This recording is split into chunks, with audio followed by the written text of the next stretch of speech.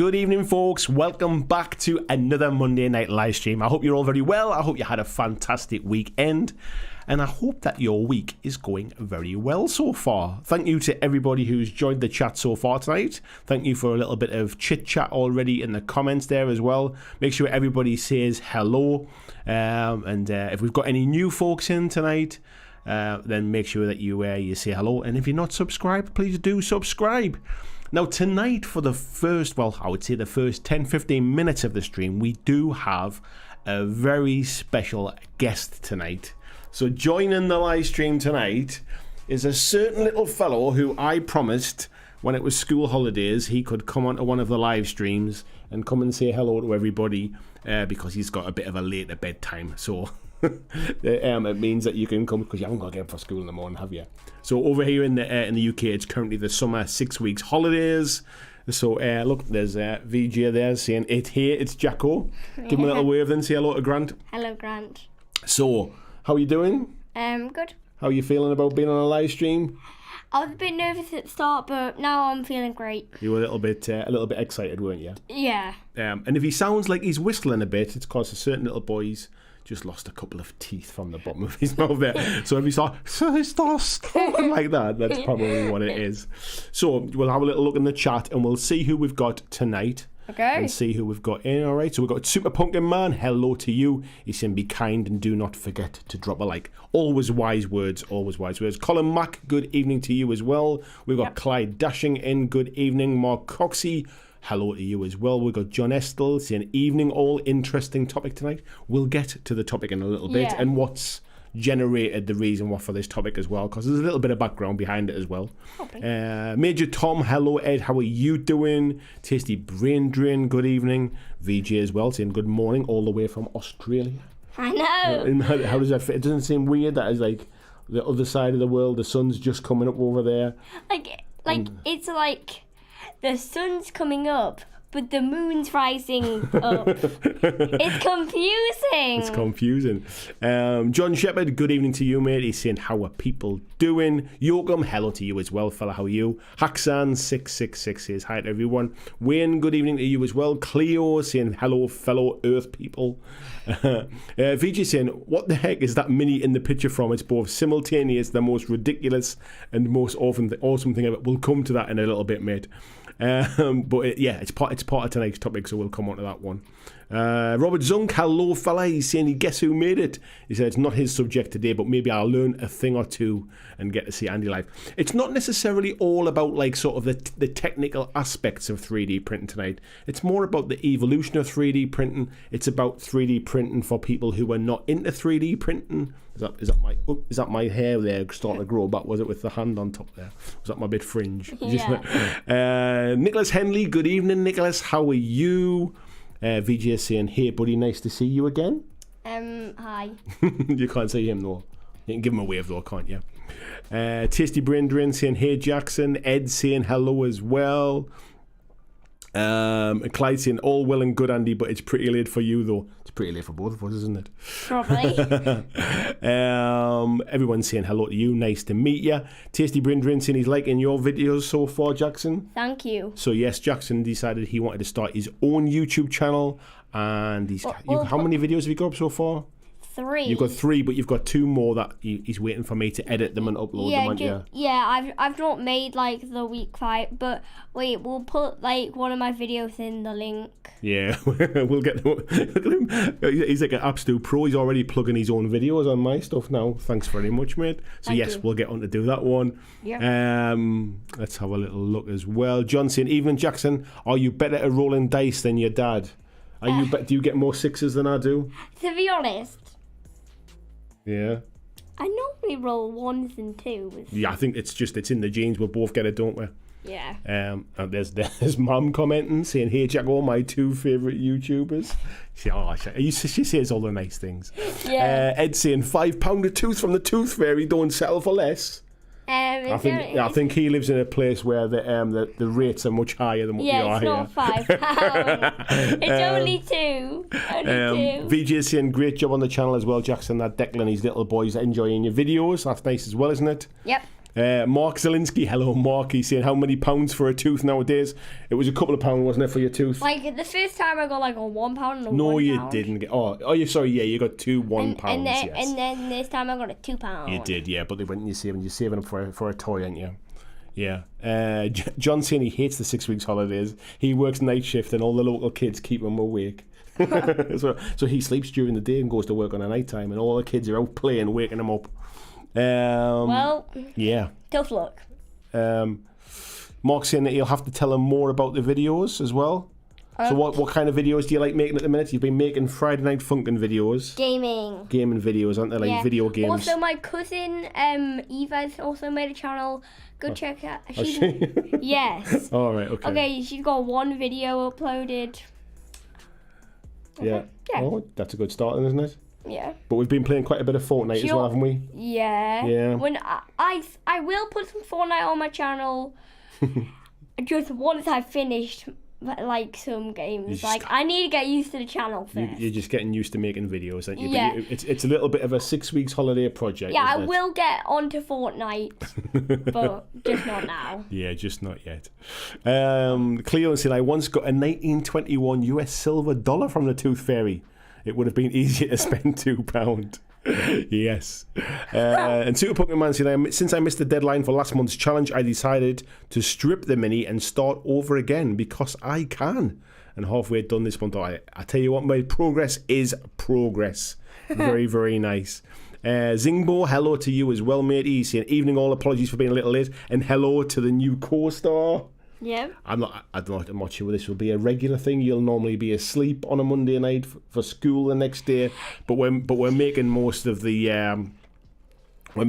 school holidays. My first ever live stream. Your first ever live stream. I've never been on a live stream before. Exceptionally excited, and I did promise you, didn't I, that you could do it when we're in the school holidays. So yeah, Mark's saying his kids never got into Fortnite. I tell you what, Mark, I'm absolutely hooked on it at the minute. I'm probably playing it more than Jackson is.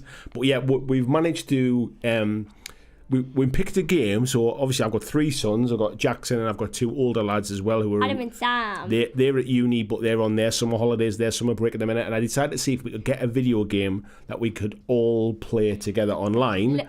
So that's the game that we picked because it's free and you don't have to pay anything for it. We've all got like PlayStations, so we can all kind of link up together and play on that. Yeah. So yeah. I've got one last thing to say. What's that? Sam used to have a channel. Sam needs to have a channel, does he? Yeah. Well, he used to. He just never made a video. So we've been playing online with the 4 of us together in squads, haven't we? So that's been pretty cool. So I've quite enjoyed that actually, and the game is way better than I thought it was. I know. I just thought I thought like you had to do loads of acting and then like get on the battle bus and then like. Yeah, we're doing all the bits where you don't have to build anything, don't you? We're just running about and. Like I thought you had to like get onto the battle bus, but you just spawn on the battle bus. You just jump off it, don't you? Yeah. Yeah. Super Punky Man saying, co-star, you mean new host? I tell you what, if it means I can retire, you want to take this over? You just do it. I can just retire young. VJ says that Declan asked me if you plan on making any Minecraft videos because that's his favourite. Just because you like Minecraft, you play Minecraft. I will do some Minecraft videos. I'll yeah. Yeah, you will get to them. You've been wanting to make Minecraft videos, haven't you? Yeah, just I need to finish some games. You're a bit of a finisher, aren't you? You want to complete the first bit that you're doing before. Like you I move need on. to finish a game before I move on to another game. Okay, that's fair enough. Yeah, I like the commitment to getting things done. Camo, good morning to you as well, matey. And Tony Howell, hello fella, how are you? He says, Jackson, it's lovely to see you taking part. Thank you. You are welcome. And Clyde says, my son will watch your Minecraft videos regardless of length or excitement. Well, I'm sure you'll put plenty of excitement in them, though, won't you? Well, I am working on something. Yeah. But it's like I'm working on something. You excited about it? Yeah. My dad knows what it is. Yeah. So have we've been playing some board games over the holidays as well, haven't we? Yeah. We played when we were on holiday. We played quite a bit of Uno, didn't we? Yeah. So we played quite a bit of Hive. And you're a bit of an Uno expert. You seem to manage to win every time we play. One of the rounds, it was 20 seconds. I know, it was so fast. You almost just. I went So I went, there you go. Like, I went, Mr. Turn, Mr. Turn, Mr. Turn, Mr. Turn. There you go. Uno, there you go. You did, didn't you? Like, I had like 1,000 Mr. Turns. I know you did. So we played a lot. We played a bit of top trumps with the dinosaur top trumps. Probably, yeah. We played Hive, like you said as well, didn't you? You quite like that. We played Hive. And then since we got back home, you got Cluedo, didn't you? Off your nana. So we had a game of Cluedo, which is...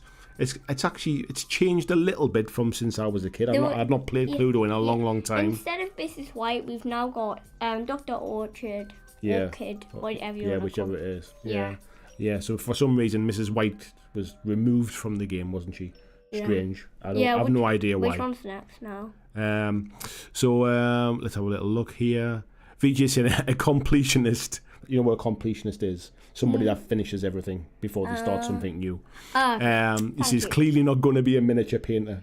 Because if you're anything like me, you have half-finished things all over the place. If I was like my dad, I would have that in my background. Well, I kind of do because I'm kind of... You make your videos here as well, don't you? Yeah, but I will kind of move on to my bedroom soon. Andrew Fairbanks, good evening, mate. How are you? He's saying completing things before doing more things. I thought this was a miniature wargaming stream. That's just a heresy. You know what heresy means? Heresy means it is... it's absolute madness. It's crazy. It's disgraceful. Like, nobody finishes things before they start something new in our little hobby. Okay, that is kind of true in our family. Yeah. But you're good at finishing things. in my channel, it'll not go like that. Fair enough, yeah. Johnson, we played a bit of Uno Flip on holiday, double-sided cards. It's like playing 3D chess. Wait, can I read out the next comment? You can do, You're never going to be able to pronounce that one. Oh. Tony's saying Cthulhu might be the next step. So there's a Cluedo, but Cthulhu is about like sea monsters and things like that. Okay, can I read the next one? You can read the one there that Clyde's put, where he says Clyde, the last one with the green name there. Okay, so tell us the truth. You paint all your dad's minis, right? Do you paint all the minis for me? You have painted some. I painted some, but they never have been on live stream. No, they haven't, not yet. Maybe one day. I've painted probably 7 or 8. Yeah. Like. You painted some. I would say You painted some zombies, didn't you? Yeah, I would say I painted 5 dinosaurs and then 2 of the Oh yeah, you painted some dinosaurs as well. Yeah, and then I had the little thingies, and then I had 1 zombie. And Andrew's saying, yes, Jackson, back the bus over your father, claim his viewership. Yeah, you throw me under the bus, I think, aren't you? So I think for you, mate, that's probably enough for your first live stream. Probably. Have you enjoyed it? Would you like to do it again next time there's school holidays as well, maybe? Yes. Yeah, maybe next time you've got a video to plug, you can come in and tell everybody all about it, Yes. Right, so give everybody a wave. Say good night, everyone. Good night. There you go, right. So, or good morning. Or good morning as well, good lad. Right, close the door when you go out, mate. Keep the Australian people watching. For all the Australian people watching, he says good morning. Goodbye. Night, Jackson. So yes, that was my promise to my little boy, that I'd made a point of making sure that when it was school holidays and he's not having to go to bed early for school, he could stay up and he could make an appearance on the live stream. He's been bouncing around for the last 10 minutes. I had to go and tell him to do something else because I think he was going to burn himself out. Tony said it's been lovely to see you, Jackson. I'm sure he'll read all these comments tomorrow as well, and making this up as I go. David there saying adorable. Yeah. 24 hours a day. Maybe not as adorable. He's an absolute angel, though, to be fair. So, folks, anyway, on to miniature type things. Cleo's saying what a great video presence he has. The next big influence. I think it's. I think it's what he watches quite a bit of YouTube and stuff like that there. So I think he's not shy in front of the camera, shall we say? And VG saying morning to Jackson as well. Nice to hear him thinking of us Aussies. There you go, mate. Samia, good evening to you, or good morning to you, I should say. Is it? He says finally made it to the stream. Hope everyone's doing well and welcome back from holiday. Thank you very much, matey. And Rob saying pretty cool, guessing. Somebody says, did I just miss Mini Andy? You did, mate. Yeah, you made a small appearance for seems it was the school holidays. So yes, today, well, I didn't really have anything kind of major. I thought that was happening in the world of tabletop. I'm sure there's plenty of stuff we can start talking about, like little bits and pieces, but not necessarily anything major that I wanted to kind of make the main topic of tonight.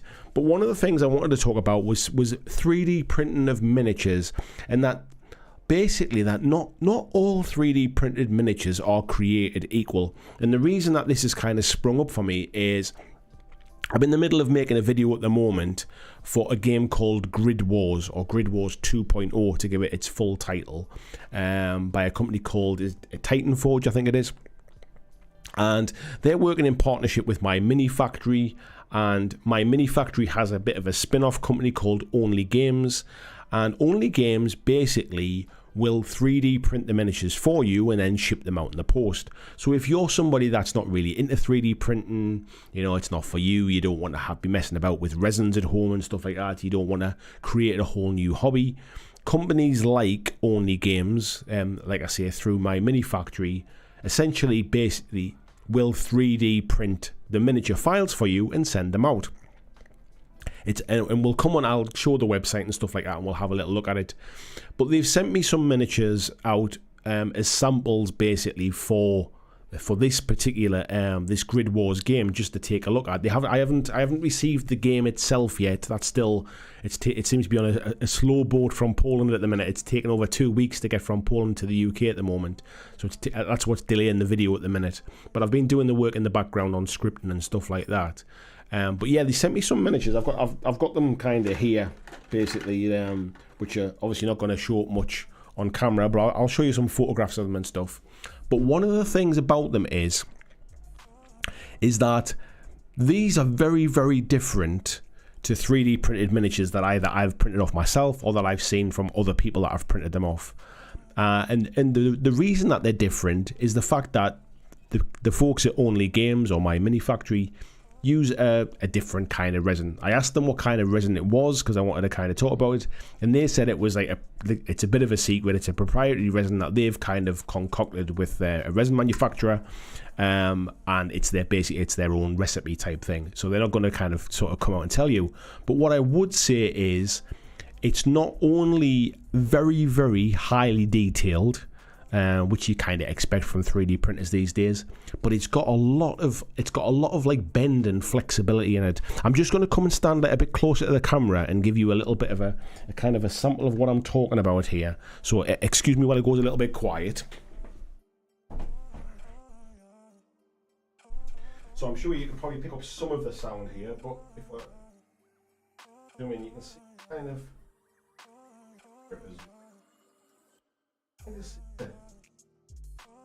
in these,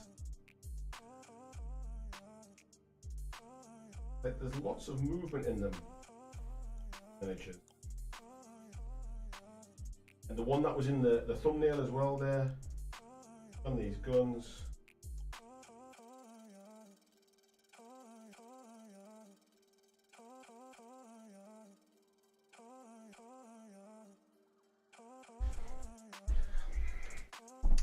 So you can see there's quite a lot of like kind of flexibilities in these. I would say they're almost bordering on, when you get like the PVC miniatures from Mantic that I've never been a particularly big fan about it. Cleo said bending that is making me so nervous. Nice that it holds up. It's the reason I wanted to kind of do it. What I'll do is I haven't been recording this. I might try and kind of go back and clip this out if I can, take it from the recording when it's finished, and I might make a separate video about this and re-record it again and kind of show you some close-ups of these. But it's my experience of 3D printed miniatures are fantastic quality, but can be a bit brittle. Like if like some of the finer parts kind of like snap a little bit. They're very kind of like this. You can get some very, very detailed kind of like sort of fine parts with 3D prints, but they can be quite fragile and they can be quite brittle. They can be strong in terms of like if you drop them, they can take some force, but like they can shear very easily when you move them and bend them. But honestly, these feel like that, like more of like a kind of like a. They've got the properties of like PVC plastic, but they've got the detail, the really high quality detail of 3D printed like resin miniatures. Now I've got loads of miniatures here, and I'll come onto the I've got some photographs of them or some kind of images of them to kind of show you. And these are the ones that are from Grid Wars. And if you decide that you want to back the Grid Wars campaign for the game, and we'll come on to what the game's about and stuff, I'll give a little bit of a pitch about it. Because I've been reading over the rules in preparation to make the video, and I've been really quite impressed with the rules actually. And I quite like the cyberpunk aesthetic of the game as well. But if you decide that 3D printing is not for you, you can still back the game. You can buy it as, if you back it at Kickstarter, you get all of the files, but you also get 20% off any physical product as well. So if you want to buy dice, you want to buy a gaming mat, you want to buy any terrain, you want to buy any of the 3D printed miniatures, you get 20% off that. You will also get all of the files to print all this stuff off yourself as well. So Tony's saying there, it's a bit like regular resin from manufacturers. I would say it's even better than that, mate. Like the resin that I've seen from companies like War Cradle, like Mantic, is still pretty fragile. Like you don't want to be bending it too much. This has almost got like a rubbery, like kind of like component to it. Super Punkin Man there saying having a little extra flex is a good thing. Yeah, absolutely, mate. Yeah. Clyde saying it's so close to Modifius's bendy resin. I've not seen that to compare, but it might well be. And Cleo saying I dropped a Kingdom Death mini, something mini the other day, and it shattered, not flexible. Yeah, resin stuff tends to be very brittle. But like I say, this just feels like I feel like I can kind of handle these as if I would handle plastic minis. And this is where the kind of the title for tonight comes from, or the kind of the start of what I wanted to kind of chat about is not all 3D printing is the same. Like, and I it's kind of making me want to delve into it a little bit more. It's making me think a bit differently about 3D printed miniatures, because whilst I do think they're very good, and I think it's a great way for people to print stuff off that they don't always get access to, I think not only the quality of the printer itself is important, but the quality of the resin that you're using to print them off, or that if you're going to a local gaming store that's going to print them off for you, or you're going to a company like Only Games, it's very different in what you can kind of expect. Paul's saying, are you making a dedicated Grid Wars video? I am, mate, yeah. So at the minute, I've read through all of the rules. I understand how the game works. I've been kind of writing a script based upon what I understand from that. And then as soon as the miniatures and the game pieces actually turn up, because like I say, they've been taking quite some time to get through, then I'll be recording the video and making sure that a lot of the assumptions I've made through the scripted part of what I've been writing is right, based upon me kind of sort of watching videos on the old Grid Wars version and reading the new Grid Wars 2.0 rules and understanding what the differences are. And essentially what they've done is they've really they've simplified a lot of the stuff.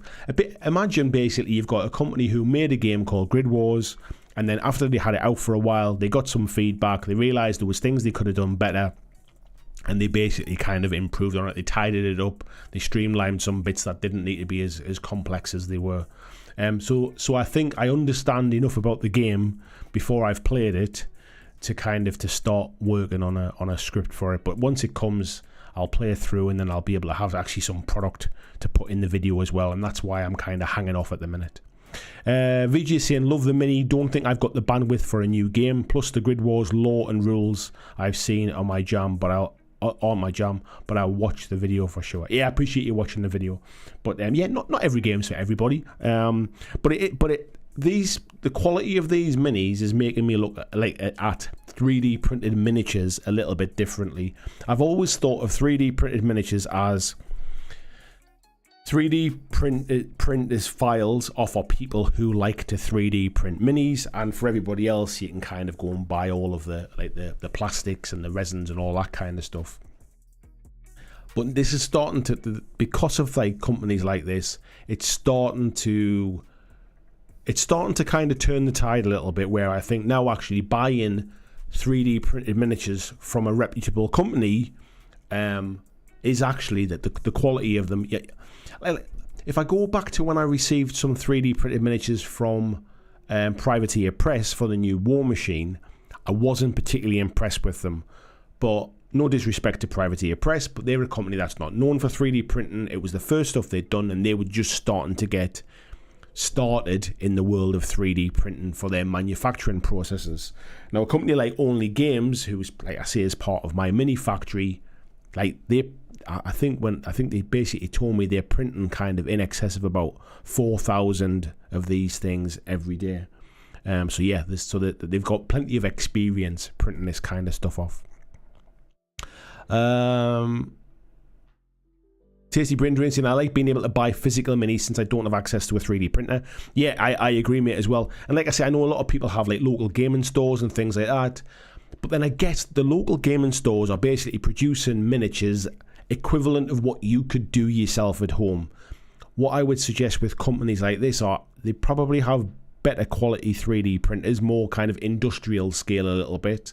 And they're certainly working in conjunction with the resin manufacturers to find the kind of the right resin mix kind of thing, and I think that's starting to kind of set it apart a little bit, I would suggest. Tony saying, I like 3D prints. I can't justify buying a printer, but I'd use a pet 3D printer, and I'm interested in this. Yeah.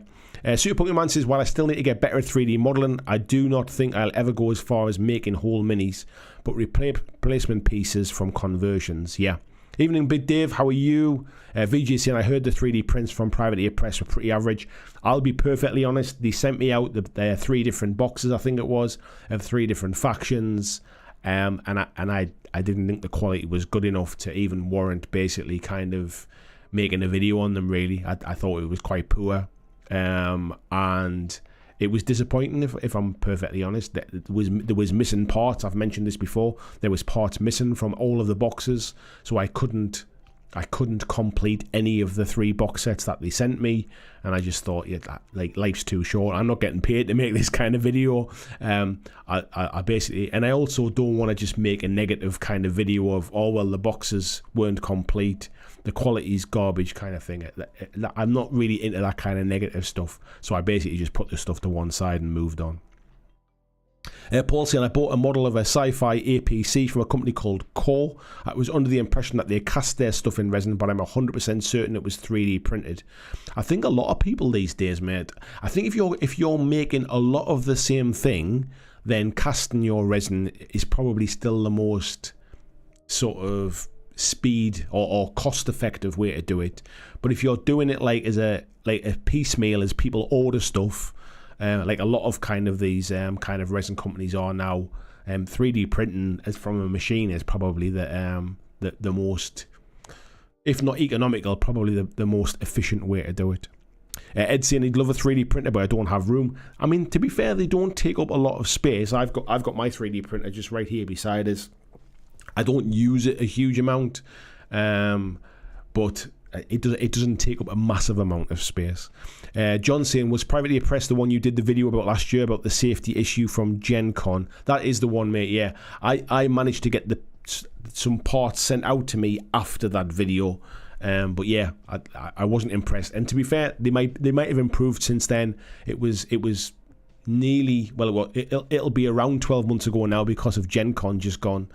Yeah, I'd like to think they've improved and they've learned over that last 12 months. Vijay says, so Andy was the kid that listened when Mum said, if you haven't got anything nice to say, don't say anything at all. I'm still a big proponent of that. I'm not somebody that likes to create drama or get involved in the drama so much, to be fair. And I know it gets clicks and I know people will watch it, but I just feel like it's basically like I'm not perfect, like, you know, like nobody's perfect. it doesn't really need me to point out other people's faults kind of thing. I've got plenty of my own faults without kind of like throwing stones at glass houses kind of thing, as they say, or people in glass houses shouldn't throw stones, so to say. Mordecai says, just got back from an epic game of Savage Blades. Hope everyone's well. To the topic of the quality of resin used to print minis is just as important as the design of the minis for 3D printing. Absolutely, mate. I think the printers themselves are starting to become much of a muchness. I think the technology's moved on quite some way from the early days. And I think if you buy a 3D printer from any company now, you're probably going to get something capable of producing very, very good quality stuff. But not all 3D STL files are created equal. Some are much better than others. Some are designed by people who understand about 3D printing, and some are designed by people who design them for kind of video games and stuff like that. And they maybe don't know that certain things won't come out very well and all that kind of stuff. So the quality of the STLs is important. But yeah, I'm starting to understand more and more now as well. The quality of the resin that you use is very, very much key as well to the quality of the finished product. And like I showed before, these have got so much flexibility in them that I honestly feel like I can kind of like, you know, I'm not with resin minis. I'm always a little bit kind of like, oh, but these ones, like, I feel, look, I'm kind of, I don't know if you can hear. I'm quite happy to just kind of drop them on the table and bounce them around a bit. They're absolutely spot on. Let me show you some of the Grid Wars stuff, and then you'll kind of understand what I'm talking about here. So if I go to this screen, so Grid Wars 2.0, I don't really understand at the minute how this is working, but you can basically, it's not even backing it, because as soon as the campaign's finished, you can just buy the stuff anyway. But I think you're basically getting a discount by getting in with a pre-order. So they're raising money at the moment by this, so you can kind of go in. And the tiers that are available are these 3 different tiers. There was some early bird tiers, they've finished now. But you've got a basic pledge for $39. And if you're a subscriber to My Mini Factory Tribes, you get 20% off. Is that 20%? I think it's My Mini Factory Tribes. Oh yeah, sorry. You get a 20% discount off that $39 if you're a member of the My Mini Factory Tribes or the Patreon as well. But it's $39 for everybody else. And that basically includes all of the 4 new factions for Grid Wars 2. It includes all the new terrain as well. I'll show you the bits of terrain and stuff.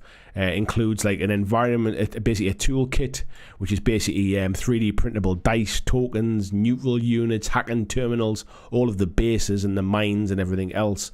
And it also includes a 25% discount, not 20%, 25% discount for physical accessories like dice and bits and pieces as well, and for the Grid War terrain. And it includes 2 alternative models as well that's only available on My Mini Factory. There's an upgrade pledge where basically you get all of the stuff in the original one, and you will also get a small expansion bundle which has got extra miniatures for the existing factions from Grid Wars 1. And then you can get the full pledge, which is $107, which gets everything in the basic, everything in the upgrade pledge, and also gets you all of the files that already exist for Grid Wars version 1. So all of the original, I think it's the original 7 factions as well. And as we scroll down here, you can basically kind of see, so for example, this is everything that is available at the moment for Grid Wars 1. You would get that in the full pledge. This is everything that is in the small expansion. You would get all of that. And then I'll show you basically what else you get in the campaign as well. So you basically get all of these models here for the Titan Guard, which is one of the new factions. All of these here for the Scourge, which is a new faction. You get everything here for the Cyphrons, which is a new faction. And you get everything here for the Aurora Collective. And then you also get some of this, you get the files for this terrain as well. There's some FDM modular terrain files that you get. There's cover terrain as well. And then there's bits of accessories and things, which is all like the little tokens, the objectives and things, the dice to print off yourself as well, and all the bits and pieces. And then these are the expansion bundles as well that you get for the upgrades. And then here's all of the different miniatures that you get if you buy the full pledge and get all of the stuff from version 1 as well. So that's all them bits and pieces. Now, before I move up, actually before I move on, what I'll do is I'll open these files and show you the miniatures. So these are some of the minis that basically, these are the miniatures that got sent to me as well. So these are, I don't think these are renders. I believe that these are actually photographs. But it just shows you the kind of the quality of this stuff. Loads and loads of detail on it. I love these kind of like sort of little markings on the shield, on the arm and stuff like that. And this particular miniature I've got in front of me here, it's this one here basically, and I can tell you that all of those little bits of markings and stuff, they're all on this miniature in front of me. So that one you see, that's it in physical space. But yeah, they're very, very, very nice as well. I like this kind of cyberpunk sci-fi aesthetic. I love the little creature kind of on his back sitting on the shoulder, and that kind of like samurai feel to it. We've got these kind of dwarven kind of cyberpunk miner type engineer type miniature. That's another one as well that I've got here as well, with the gun basically kind of mounted on his from his backpack over his shoulder. These would work great as well for other games. We've also got like a bit of like an alien kind of trooper type model. Again, I've got this particular model here as well, and it's exactly as it looks on the screen. All of that detail is on this actual miniature as well. We've got this one as well. Actually, that one's in the drawer. I haven't gotten that one out. It's kind of like a bigger like mech sort of robot type thing. Probably my least favorite of all the ones they sent out. It's not a bad model. It's really well done, but it's probably my least like personal taste kind of thing, least favorite. And then this one, which I was showing you, kind of me bending these cannons a little bit, and it's the one that's on the thumbnail. I really like this. It's got a very aesthetic of kind of Rocket from Guardians of the Galaxy kind of thing. I think it would fit really cool with kind of Vehement type stuff from Firefight or from Dead Zone as well. I really like this particular miniature, and I would love to see kind of more of these sort of rat creature type things as well. It's on some kind of like sort of moving chair, but again, yeah, this is the one I was kind of bending these cannons backwards and forwards on the screen in front of you as well. Then you've got some of the terrain as well. So these are you get these terrain files. Obviously, judging by the name, Grid Wars, the game is played on a grid as well, so the movement is measured in sort of how many hexes you can move, which actually I quite like. I think it's quite good. But this is quite nice stuff. So you can see very kind of oaky looking, sort of broken, patched up type things. These ones are like sort of like little insides of shops and things. In fact, I think these are like even like little rubbish bags and stuff piled up against the outside of buildings. Lots of things like pipework and electrical components on. These are really nice. And then there's also this kind of scatter terrain stuff as well. So there's like palm trees, which obviously come on hex bases. There's like dumpsters with bags in, little bags of rubbish, barrels. I don't know what this is, like a bus stop type thing. Here we've got a bit of a broken car, or a kind of like a turned over car, a spacecraft, and things with bits of kind of stuff on them as well.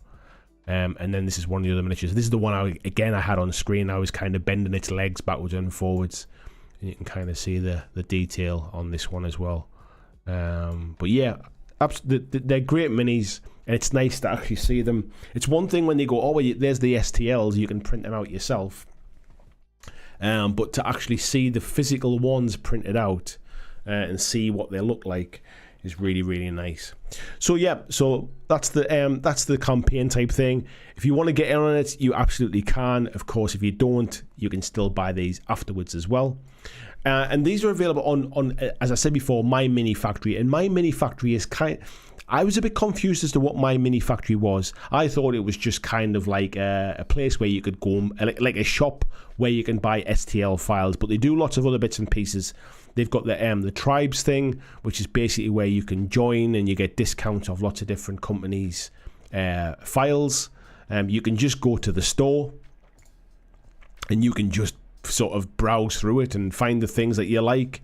And I mean, you can obviously break it down by different types of things, but then what they do is they also have something called onlygames.co, and it's a My Mini Factory company, and this is the company who basically, if you want to buy any pre-printed stuff, this is where you can go and get it. And you can go in through the models, and you can go to Grey Miniatures, and you can go by particular campaigns, like particular companies. You can go by terrain, you can go by monsters, you can go sci-fi, and you can actually break it down and actually sort of. So if we go with sci-fi, for example, let's have a look in the sci-fi shop.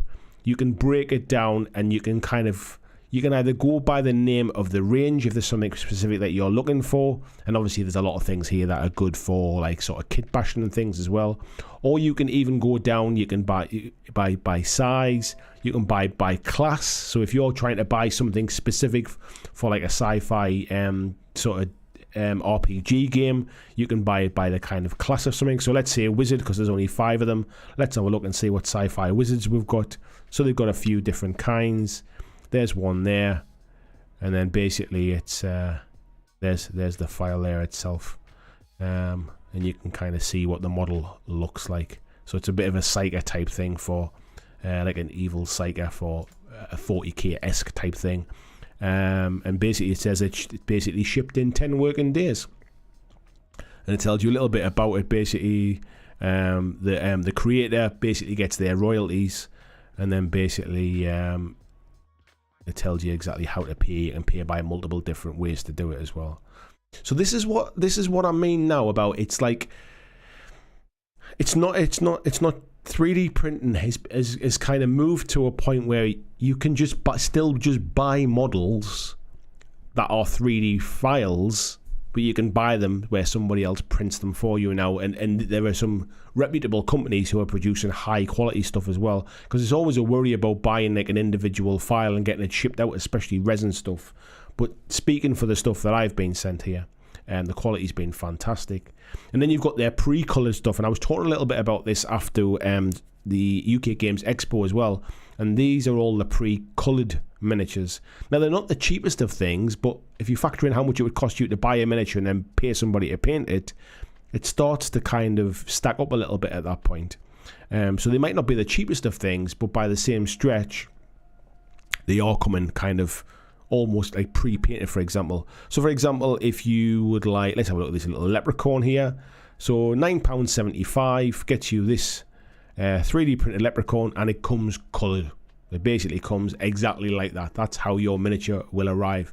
So if you're buying like one-off miniatures for D&D campaigns and things like that, this might not be the best way to do something for like a full army for a miniatures game. But if you're just buying a few minis for D&D and stuff, this might be a great way just to get some pre-coloured stuff.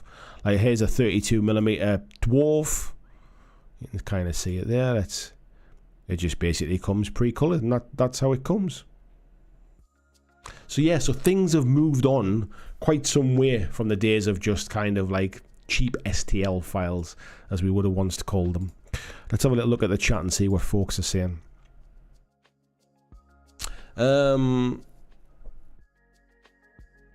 Yeah, Samia's saying, agreed, I've gotten some prints that were extremely brittle resin and needed to be replaced, and others that were absolutely fantastic and sturdy resin. Samia says, love that Andy's playing with his toys. Nicholas says, there are pre-order codes, and the My Mini Factory Frontier has apparently 2 exclusive minis that the Kickstarter does not have, according to Titan and Cyberforge. Yeah, you can also back it on Kickstarter as well, which I don't fully understand why it's on Kickstarter and it's on My Mini Factory as well. But yeah, it's not like I would suggest, I personally, I think I'd just be backing it through My Mini Factory. I think maybe some people trust Kickstarter.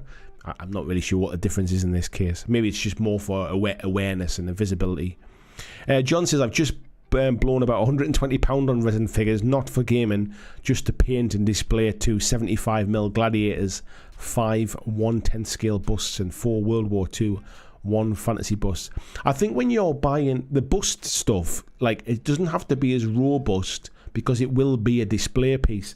But for stuff like this that are going to get handled, and these are kind of gaming pieces to be moved around and stuff like that, this kind of rubbery feel, or this like kind of rubbery properties, shall we say, I think is absolutely fantastic. Mark saying, so many minis. There is so many minis, mate, yeah. Tony says, I wish I could justify a 3D printer for some of the beautiful houses that you can get, but they're all going to be the same buildings. I love 3D printing for making scratch builds. I can imagine as a tool to build bits and pieces. If you're a scratch builder, I think they're probably fantastic. For me, like for example, I used my 3D printers, my FDM ones, to print off some brackets to mount my son's PlayStation on his bedroom wall. Like those kind of things to me are like almost justify the fact that the 3D printer's useful as well as like stuff. The resin one I've used a lot less than I thought I would, because I wouldn't say I necessarily have the same success every time. I feel like whatever I put through my FDM printer comes off the other end what I was hoping for. Where the resin one, I feel like there's a lot of tricks and sort of there's things that need to be refined and a lot of things to learn. And that's where I think sort of this kind of stuff, just buying pre-printed stuff from a company that you know will deliver good quality stuff and not just kind of brittle or half-washed kind of resin residue on them, or like sort of lots of very obvious support structures in them and things like that. I think that it's definitely got its place. Samir saying, whose pile of opportunity is going to exponentially grow with this Kickstarter? Yeah, I don't really understand why it's on Kickstarter and it's on there. So the thing I was showing before with those 3 pledges is just on my mini factory. If you type into a search Grid Wars 2.0 and look at the My Mini Factory page, you can buy it direct from there. Samir saying the models look beautiful. Yeah, I'm impressed with them, mate. I must admit, I do like them. And he's saying, yeah, hex movement back to the good old classic BattleTech days. Yeah, I quite like the idea of the hex movement. Like, not everything has to be sort of tape measures. It's nice to do things in a different way. I think the rules are relatively straightforward in terms of they're not overly complex, but I think there's a lot of tactics in it. The game involves, like, because it's cyberpunk, it involves like hacking and things like that as well. And it feels accessible for newer players, because by taking away the tape measure, sometimes even that is just something that is a barrier to people. They see, oh, I've got to measure everything and I've got to be dead precise in things. All of a sudden, once you start moving on a grid or you're moving on a hex-based grid, sometimes it takes away some of that kind of complication for newer players. It's amazing. He's loving that new scatter terrain as well, and he's getting like an XCOM vibe. It's definitely very much set in like a cyberpunk world, definitely. Cleo says, I like that one with the little pointy legs. I wonder if my house can fit one more mini. Yeah, this one with the pointy legs, mate. Yeah, I do quite like that as well myself. John Shepherd saying Hero Forge prices are a lot higher than this, and they aren't pre-coloured. Yeah, I guess the Hero Forge ones, you can create your miniature from scratch, can't you?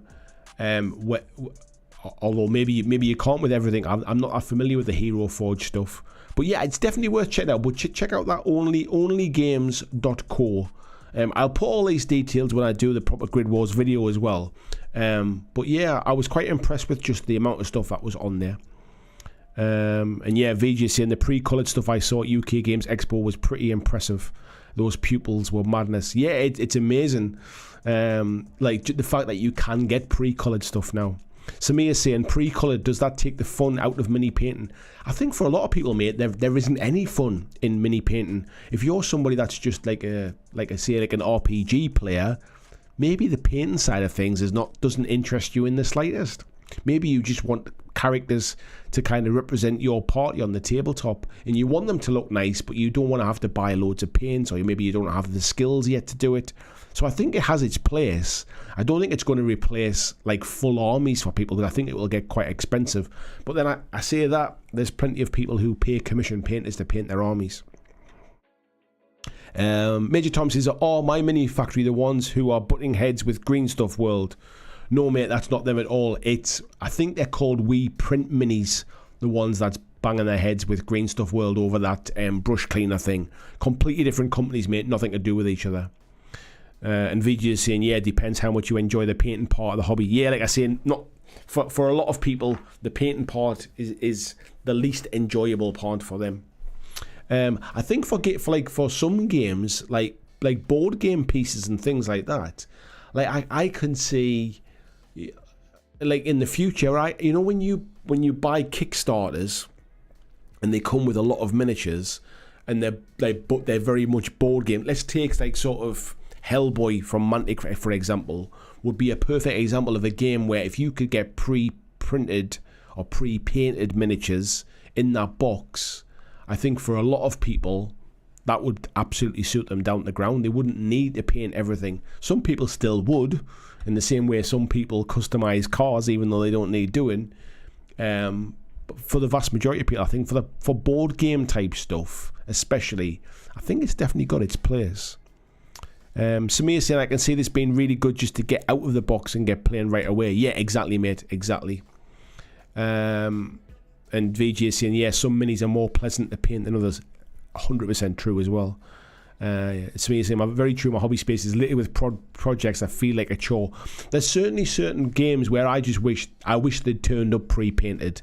There's certain games where I just think, you know what, the game would be improved by me painting all the bad guys with a red spray can and all the good guys with a green spray can kind of thing, just to differentiate things on the board, on the tabletop. And I think we get caught up as hobbyists and painters who love and enjoy painting. We sometimes get caught up in this, like, everything has to be painted perfectly, so we never get round to doing it kind of thing. John saying, I have 2 printers, a resin and a filament one, not being used yet. I haven't sorted out my room yet. I'm going to set them up in the spare room, but needs clearing out first. What I would say is you don't necessarily need a lot of space, but it's nice to have an organised area, because when you're transferring things around, it's good to have like kind of everything where in the right place. What you don't want to be doing is carrying like sort of wet resin across a room to where you're going to clean it up kind of thing, if that makes sense. Clyde saying, when you run out of storage room, add another drop ceiling to store stuff in. And Regis says, by the way, my mind cave's pretty much all done. I'll take some pics later today and post them. I can't wait to see them, mate. Can't wait to see them. Clyde saying he's distracted looking at the minis. Paul says, Hero Forge miniatures are awful. It's fun designing the miniature, but the models are quite cartoony, and all of the props you can equip them with are really chunky. They're also expensive. I must admit, I'm not familiar with it. I mean, I'm aware of what Hero Forge is, but I don't think I've ever been on the website. I've never designed anything. I've never ordered anything. I've never seen a physical product come from them. But yeah, I mean, actually, it might have been you, Paul, actually, that I kind of shared the pictures with, the photographs I'd taken of them. I'll see if I can find them on the Facebook group, because I did share some pictures. So let's see if I can find it here. In fact, is there a quick way to look? Maybe just as easy for me to scroll through while we're talking. I think it was here. I think I found them actually already. Here we go. So if I go to here, so these are the physical minis that I've got here. These are photographs that I took. The lighting's probably not the best, but as I said before about, you could see the kind of you can see that, you know, that. Can I zoom in much? There you go. You can see that kind of the pattern on the armor on the shoulder and down the leg here. That's exactly what I was talking about. You can see the face there as well. So that's that one. Here's the smaller guy, the guy on the thing as well. Like I said before, these are the kind of the gun barrels that I was bending around, and as I said, these are the physical miniatures that I have. These are my pictures. I took these pictures, so you can see the detail on them as well. I just think they're really, really good. I think they're excellent miniatures, really good quality. And there's the little dwarf guy as well. You can see all of the detail. Again, maybe not the best photograph by me, but yeah, you can definitely see the detail on these. But yeah, they're nice stuff, man. They're nice stuff.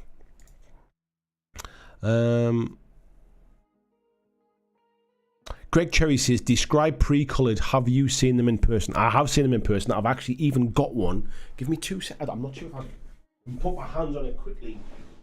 Maybe in a different room, actually.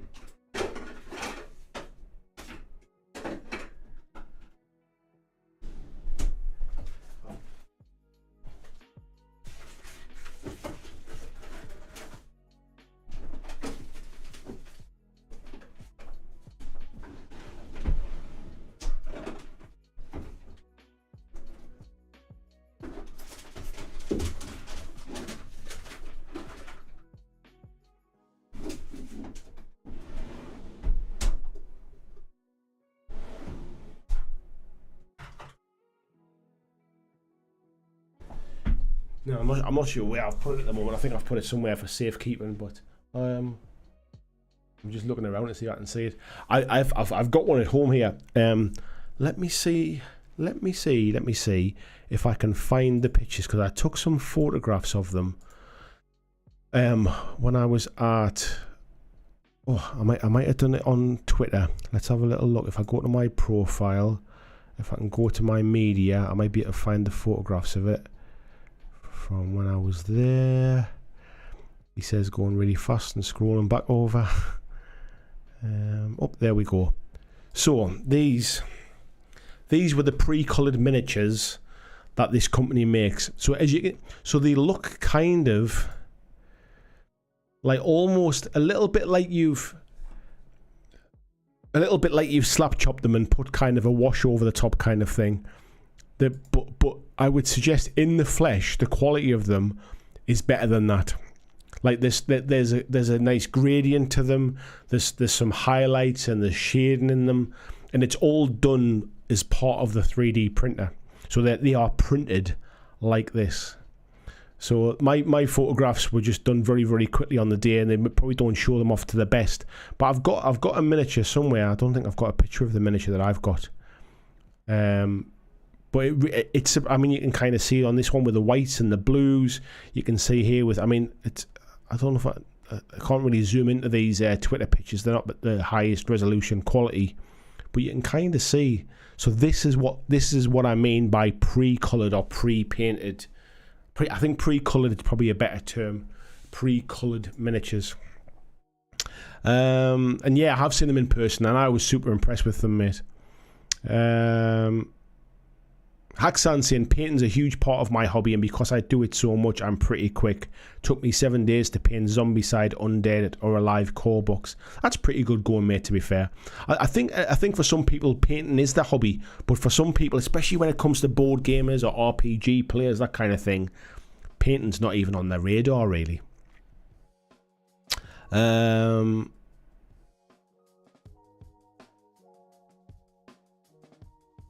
Let's have a little look. Cleo saying they look good. Vijay said everyone he's spoken to about Hero Forge has been more than happy with their purchase. Yeah, I've got no idea, mate. I can't kind of sort of praise or basically criticise them, to be fair. Ed saying you can make good minis on Hero Forge. No idea on the prices though. I've only ever bought the STLs to get them printed. And yeah, so me is saying they would work well for Stargrave since it's such mini agnostic game system. They absolutely would as well, mate. Yeah, I mean that's one thing. Even if the Grid Wars game doesn't grab you, there are a hell of a lot of miniatures in them files that would work really well for Star Saga, for any of the mount of the kind of the mini agnostic kind of sci-fi rule sets that, you know, where you with small squads and that kind of thing, core space, all those kind of things.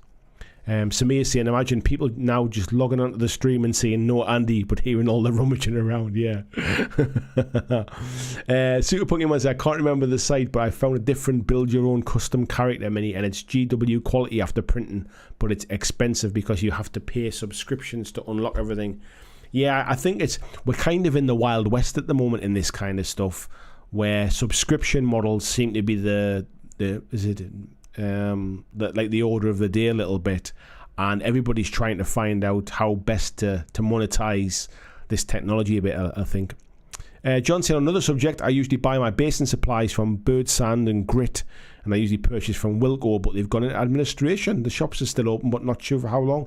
I did hear something on the radio the other day about that, mate. I think they've not been in good shape for quite some time, and I think they've been struggling to basically find a buyer, haven't they? Mordecai saying, yeah, compared to the Grid Wars minis you have, how durable is the pre-coloured resin model you have?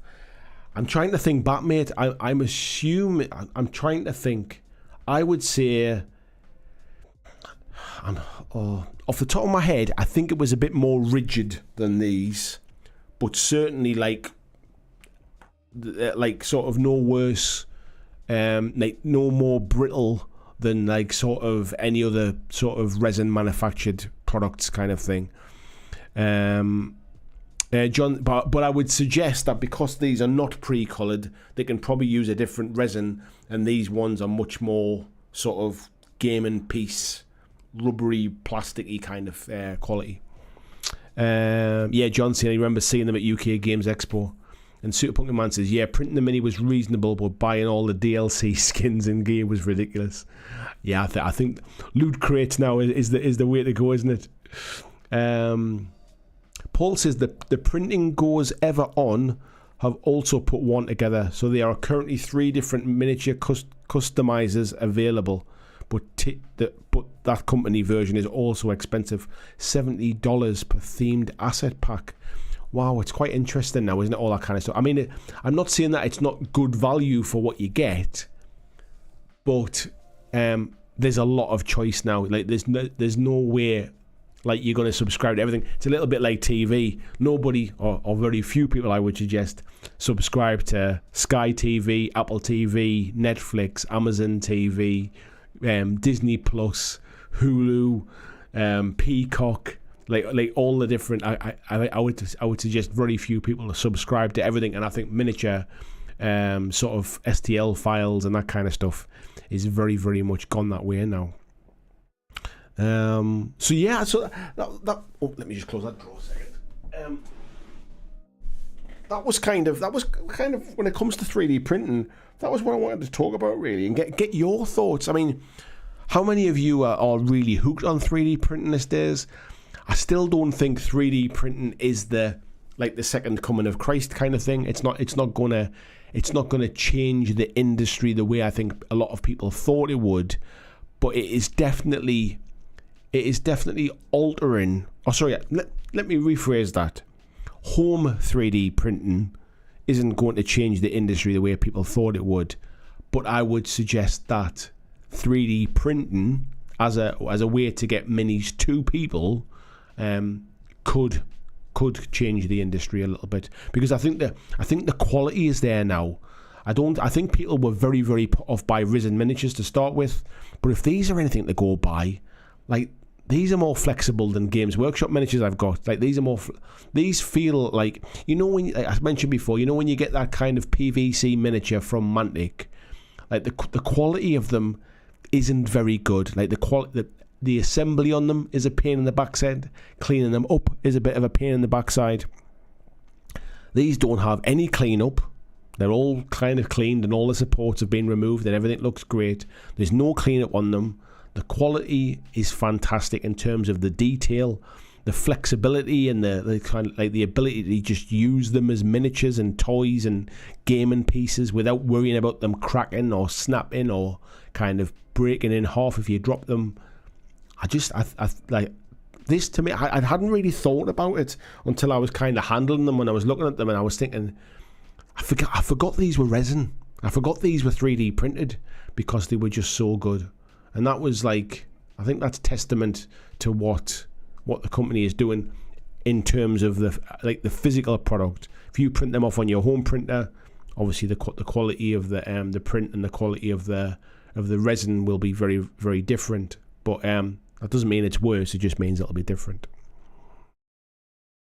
John saying I use Amazon Fire Stick. No, you know, I think you are not alone, my friend. Clyde says, haven't got the room, but it's nice to get bits and pieces to add to projects. Yeah, I think for that kind of stuff, I just think it's a great way to get new games to market now. I think the problem we've got is that the big companies will still continue to dominate, and convenience will still be like the order of the day. But companies like One Page Rules now work with only games. So if see if I can go back and find the thing, because if I go back to the only games, so for example, these are some of the brands that they work with. I mean, if I go to view all, these are all the different kind of creators and all of the different brands that they work with.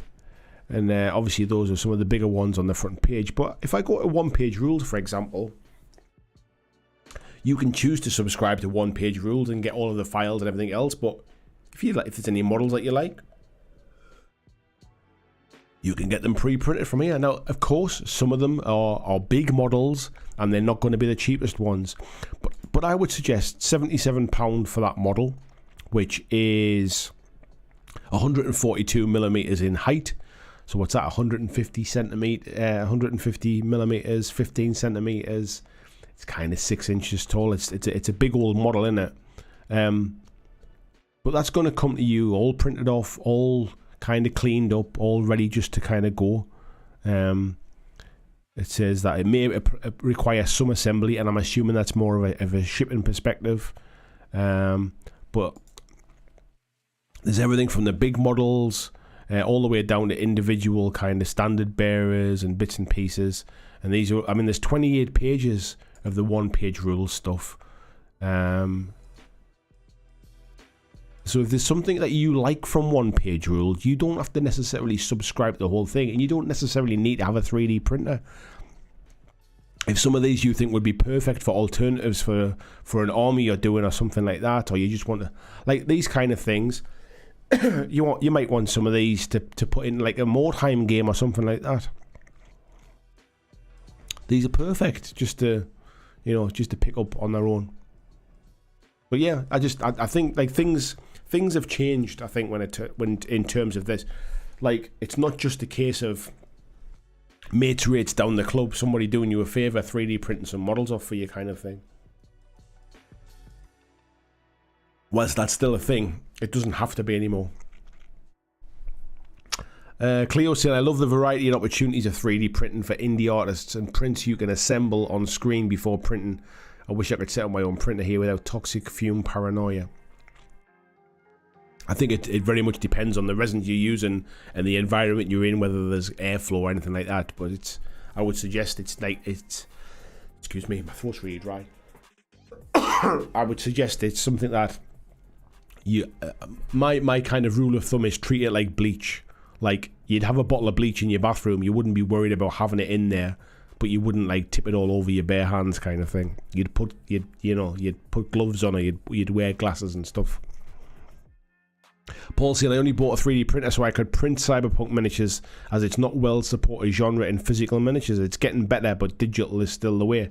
Yeah, it's interesting. I think it definitely gives a lease of life to niche topics and like sort of miniature ranges that might not sell in big numbers, but there's an audience for them who would happily pay £10 this month for a subscription kind of thing. Clyde saying, have a nibble to remember what they're made of. Nothing beats that zingy taste of lead.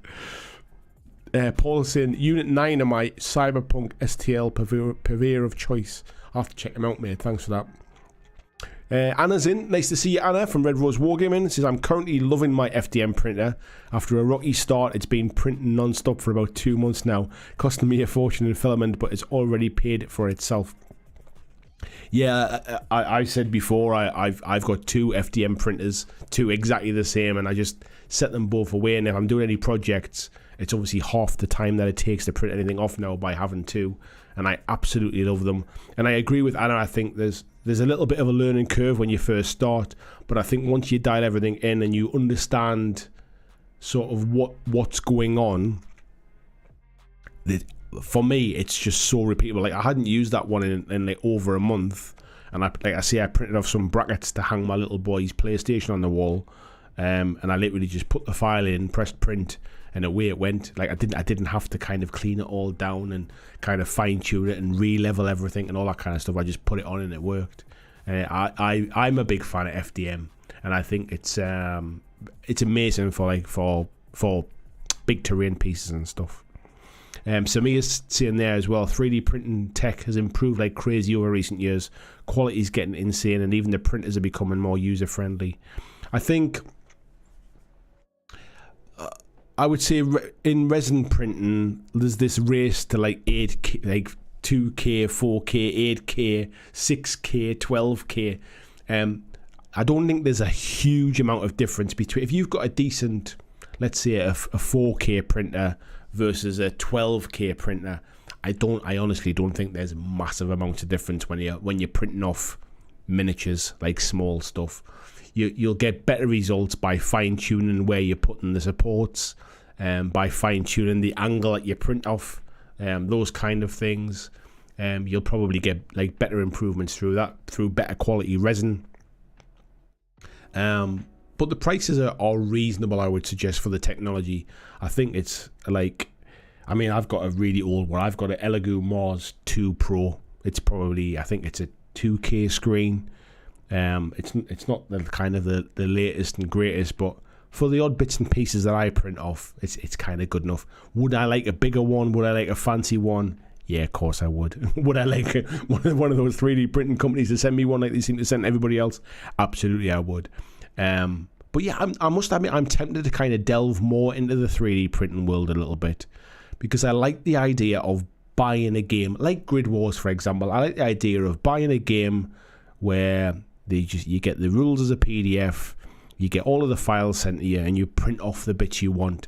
And you can print them off and build the game at your pace. You can just print off the miniatures that you want to put together for your little army. Like Grid Wars use somewhere between 3 and 7 models in a game, something like that. So for all there's hundreds and hundreds of files, you're not going to be using all those things.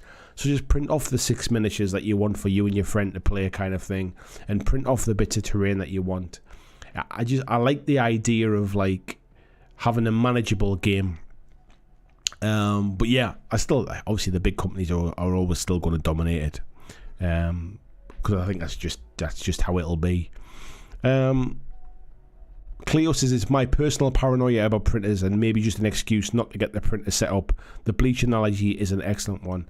I think you do, getting it set up is daunting, especially when you're starting from scratch, but there's a lot of information out there to help you out. Mordecai saying just burned through about 3/4 of a roll of filament printing out the Daily Bugle building for a friend's Marvel Crisis Protocol board. Not sure I'm going to tackle anything that big again for a while. I think I've showed you all, haven't I, the big building that I did, which took me, I would suggest, I'm trying to think, it took me a couple of months, and it was the reason I bought a second printer. I'll see if I can find the files for it now.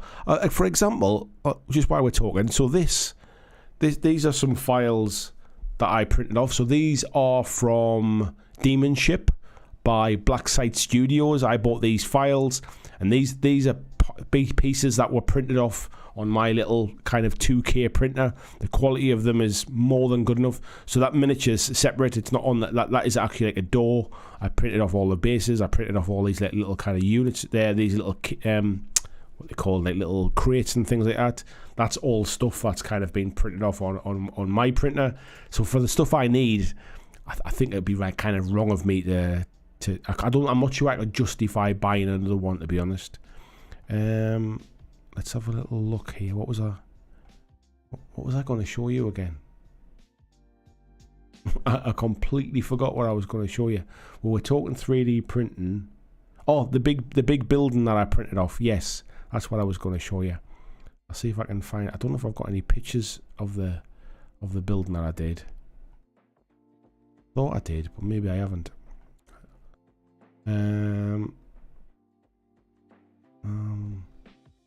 No, maybe I put them in a Discord or something like that.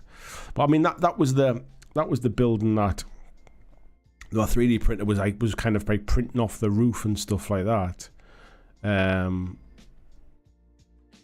But yeah, it was like those were some of the pieces like that. But the building took about two months of printing to get it all finished. But yeah, I'm happy with it. At some point, I will get round to kind of painting it. It's all kind of glued together now, at least, anyway. So that's a start. Let's have a little look.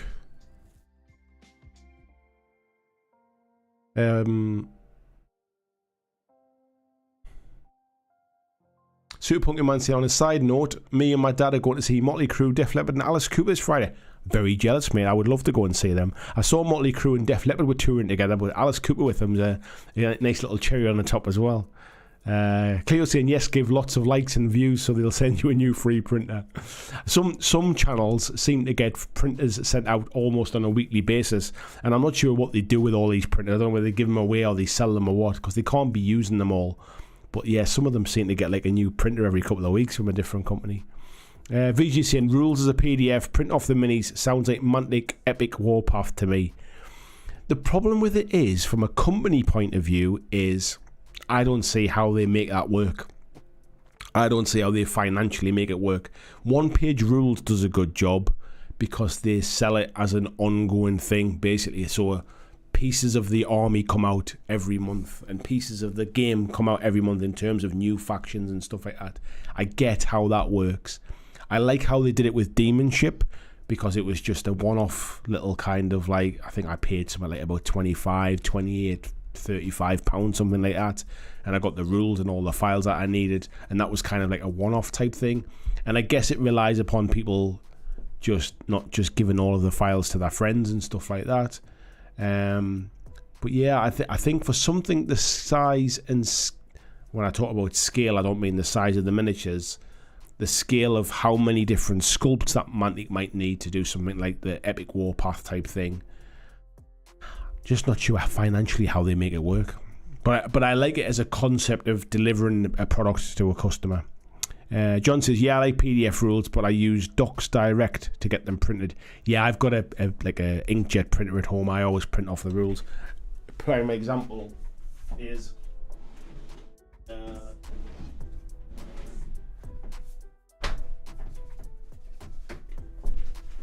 reading through my Grid Wars rules. I've got the PDF of the stuff, of the rules and stuff like that, but I just find I can't. My brain doesn't seem to take things in when I'm trying to read rules on a screen, because I like to flick backwards and forwards. So when something references like when you're shooting somebody, you get a modifier for cover, see such and such a page for how cover works. I like to kind of flick backwards and forwards and read through it. Just close them drawers there so it doesn't all fall forward.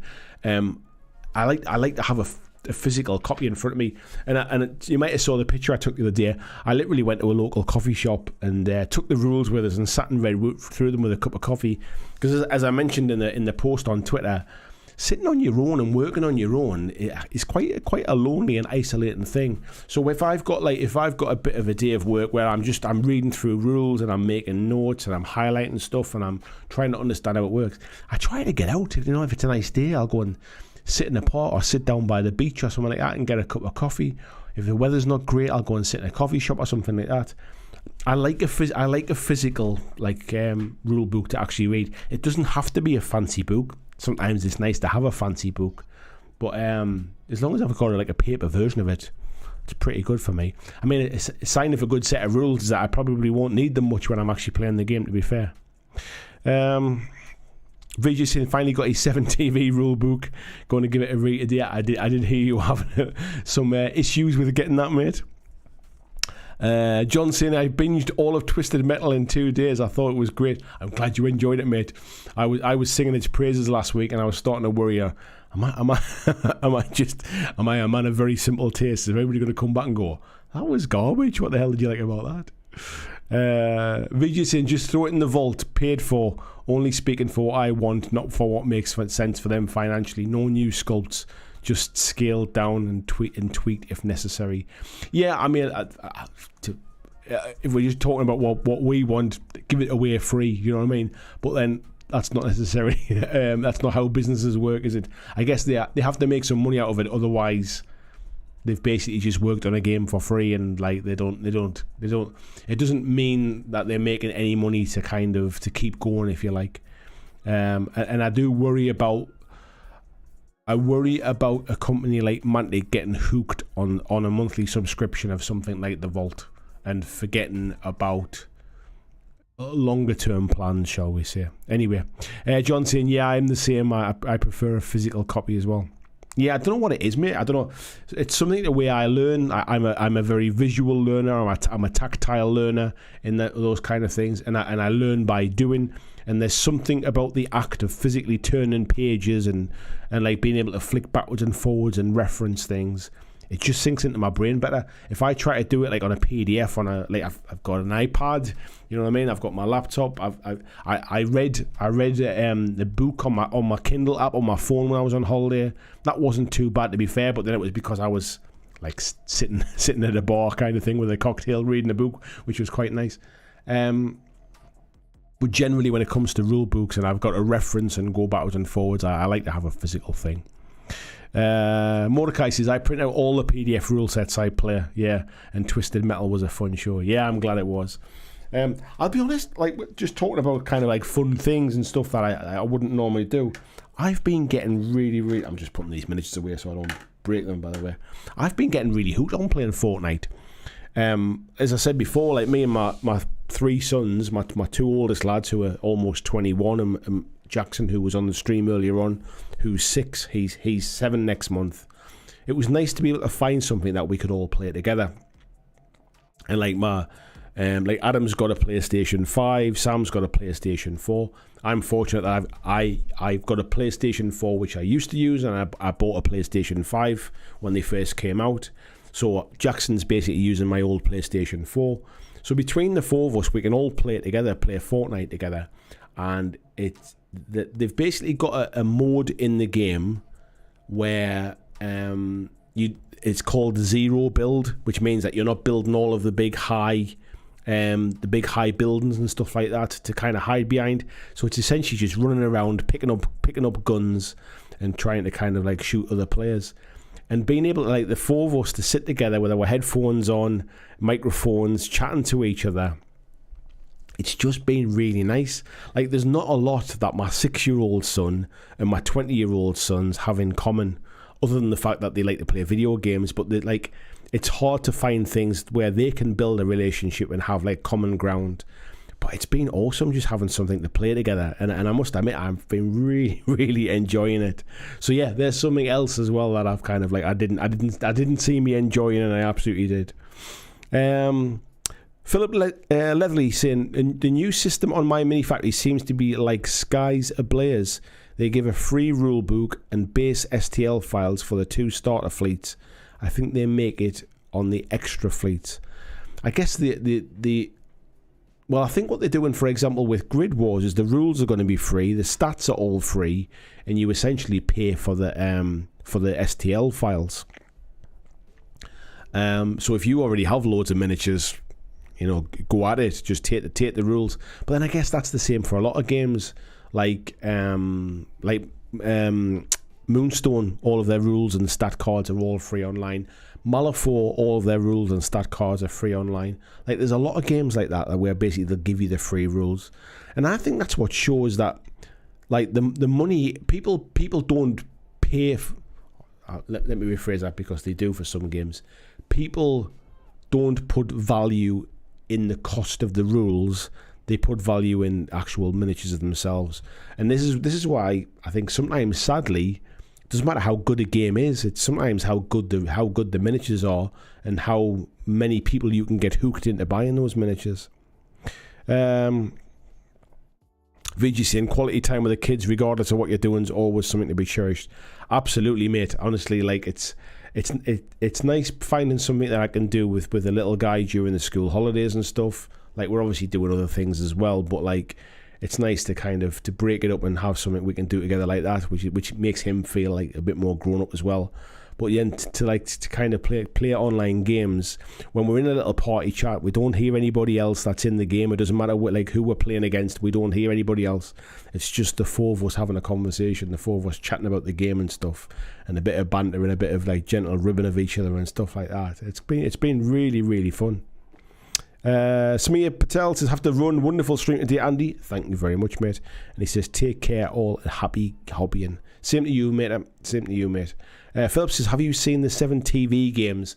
I'm aware of what they are, mate, but I haven't seen them, if I'm honest. VJ was just talking about them because I think he backed their recent Kickstarter, and I think he's just been getting the new rule set, which he's only just got today, I believe. So he's not had a chance to read through it yet. But I'm aware of it as a thing that is out there, but I've never played it, and I don't really know what the rule sets are like. So yeah, it's been a bit of a mixed bag really since I got back from holiday. It feels like I've been back for ages, but I've only been back for a week, and I'm still kind of catching up on some bits and pieces. The operation I was meant to have last Tuesday was cancelled. It's been put back, so my operation is now going to be the 31st I'm just looking at the calendar up there, which is a Thursday. So I've got a few more weeks yet, but it just means that at the start of September, I was planning to go to Mantic for their the Kings of War tournament. That's on the Clash of Kings tournament, which is on the weekend of, I think it's on the 9th and is it the 9th and 10th? Yeah, I think it's on the weekend of the 9th and 10th of September, and I was hoping to go down and do some filming and do some interviews and get some nice video of like the different nice painted armies and stuff. But unfortunately, I think because my operation's been pushed back, I'm going to end up missing that weekend.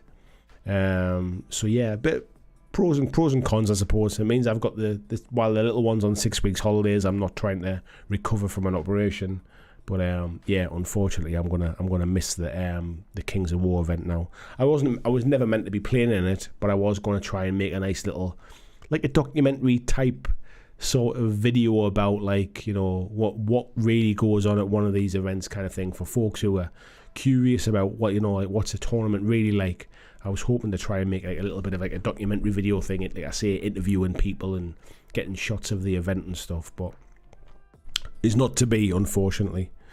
John saying, I picked up a load of the post-apocalyptic figures when I was at UK Games Expo. Where were they from, mate? Were they from any particular company or for any particular game? I'm trying to think if there were any ones that I'd seen. Mark Burton saying, good luck on the operation. Luckily, I'm not doing it, mate. The surgeon is. So yeah, I'm sure it'll go absolutely fine. Phil saying, what UK games shows do you get to? I always go to UK Games Expo, mate. By far my favourite one, just because I like the social aspect of it as much as I enjoy the gaming side of it as well. I've been to Aircon a couple of times, which I really like. The smaller ones tend not to be like around the northeast. They tend to be a lot further south. I've been to Salute in the past, but I've give that a bit of a wide berth the last few times. I might make an appearance there next year, just because it's been quite some time since I've been, and it'd be nice to go back and check it out. But yeah, like I say, the smaller ones tend to be quite a bit further south. They never really seem to kind of sort of either work out on a time I can make it, or they never really seem to be close enough that it's kind of worth the trip, to be fair.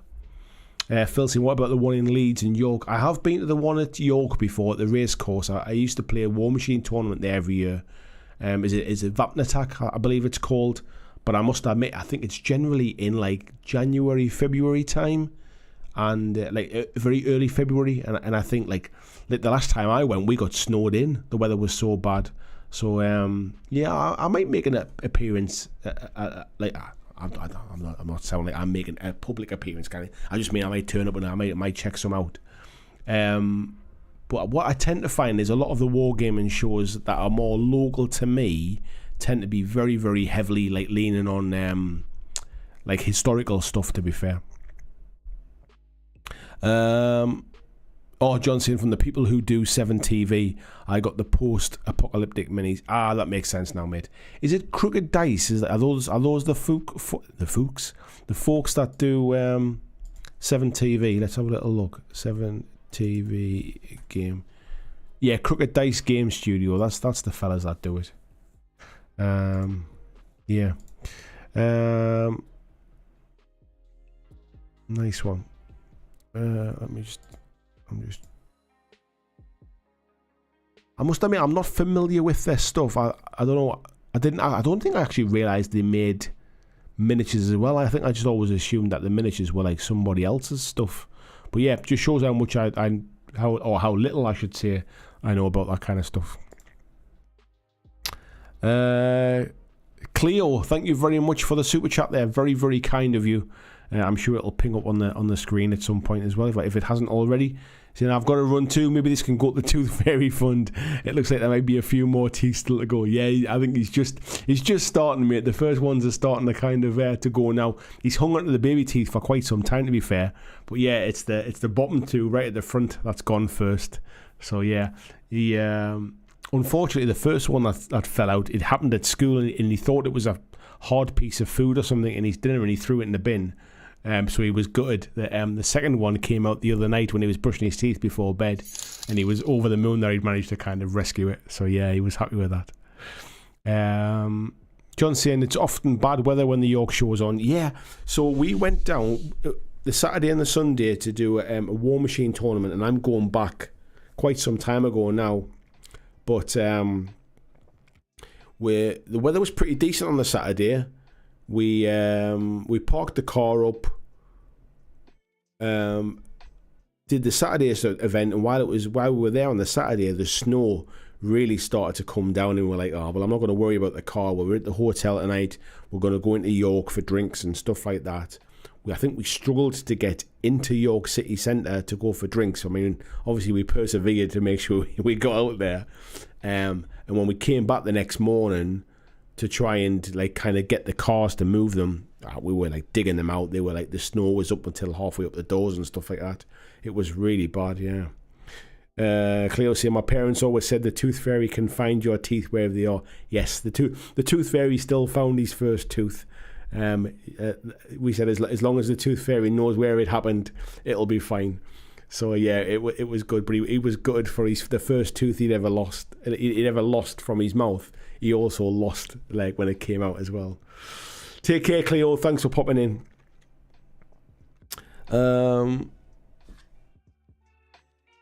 Let me just get the mouse here as well. Well, I think we might as well just have a bit of a ramble now, folks. I think, to be fair, I'm kind of my brain is tired. It's been a long day. I've been up with a little fella today. I'm kind of running out of things to talk about. So if there's anything you want to talk about tonight, I know the numbers are a bit down tonight. People are on holiday and all that kind of stuff in the summer. So yeah, if there's anything you want to talk about, feel free. If I feel like it's drying up, we'll probably just call it a bit of an earlier end to the stream tonight. But yeah, if you're happy to keep chatting, I'm happy as well. So if you've got things to talk about, let me know in the chat. John saying Stockton show in November will probably be my next show I missed last year. I think I've been to that one before as well, mate. But again, it was very historical focused. I think a lot of these smaller shows, and I don't mean that with any disrespect, but I mean compared to like Salute and things like that, these smaller local shows tend to be very, very bearing in mind historical gaming. I live in a YouTube world where historical gaming, I would say, is massively underrepresented.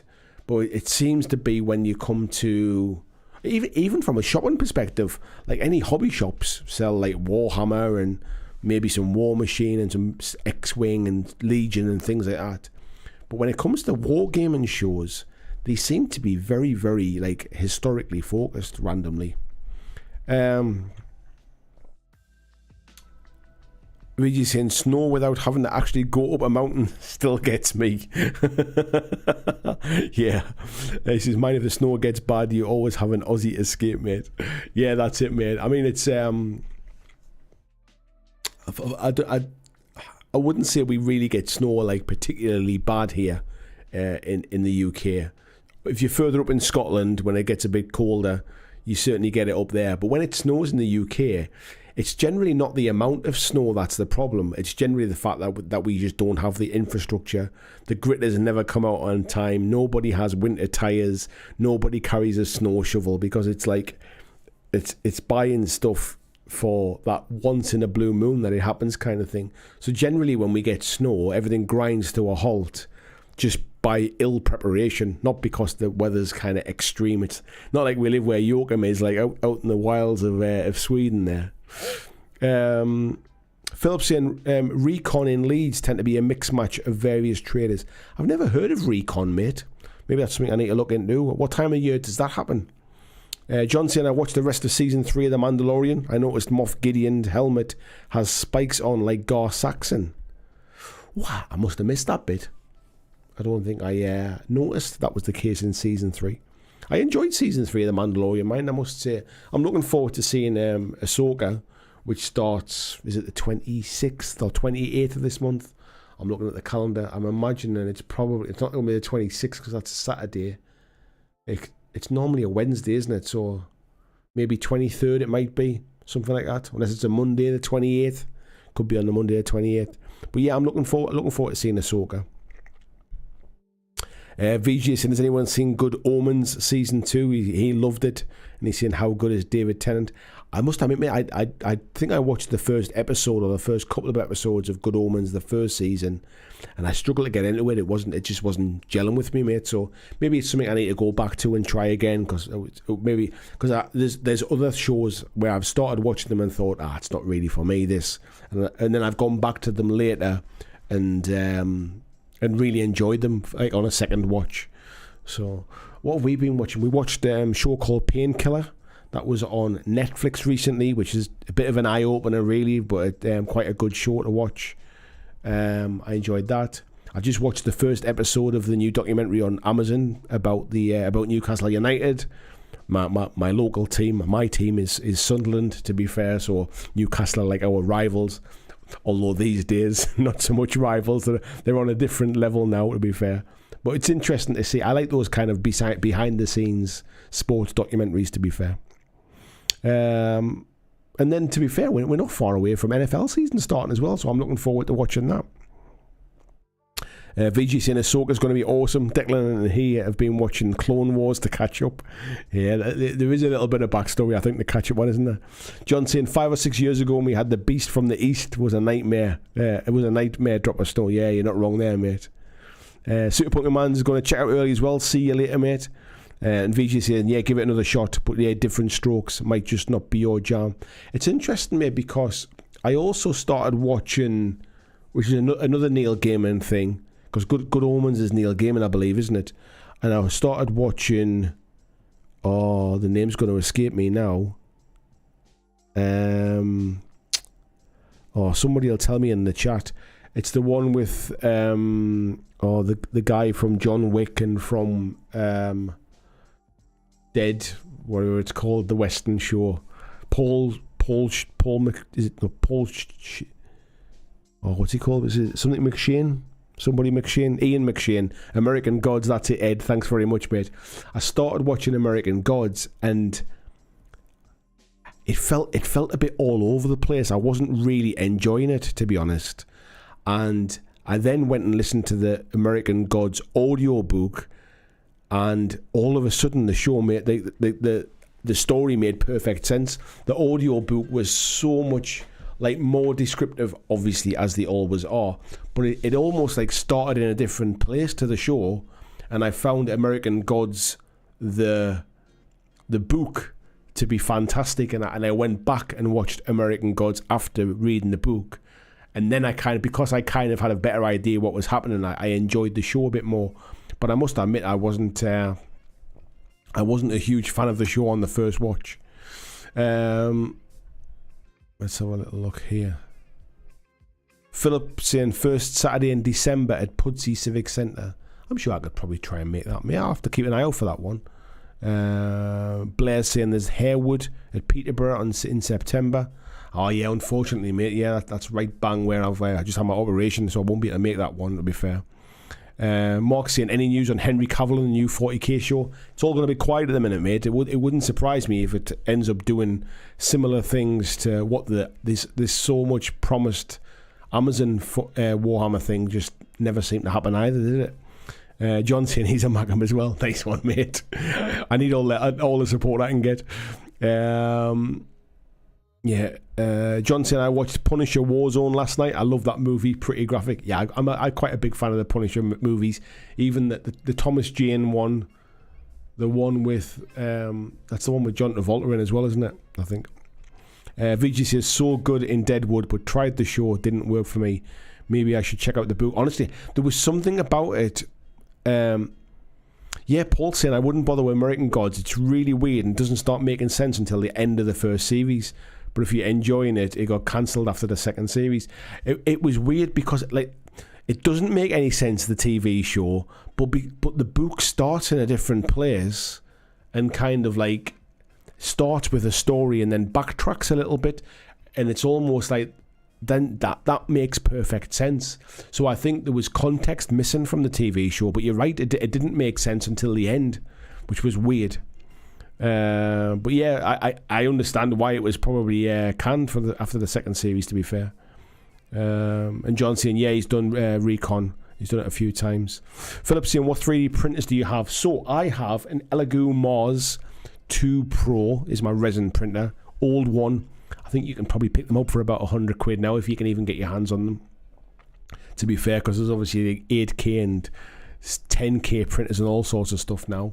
And then FDM printers, I've also got Elegoo. I've got Elegoo Neptune 2, which is kind of like an older one as well. I think the first one, I paid £140 for it on Amazon when it first came out. They went up in price a little bit after that, but then they've been superseded. There's a 2S, there's a 3, there might even be a Neptune 4 now and stuff. But over the Christmas, when I was doing a lot of 3D printing, Elegoo had a winter sale on as well, and they were selling off their Neptune 2, and I got a second one for about, I think it was about £89 I paid for it, and that was delivered direct from Elegoo as well. And it's absolutely fantastic. It does everything I need it to do, and I'm more than impressed with it. John saying the Falkirk and Edinburgh shows are pretty good as well. I don't mind travelling to a show, like if it's going to be worthwhile, but I tend to find that there's never enough stuff to justify the trip.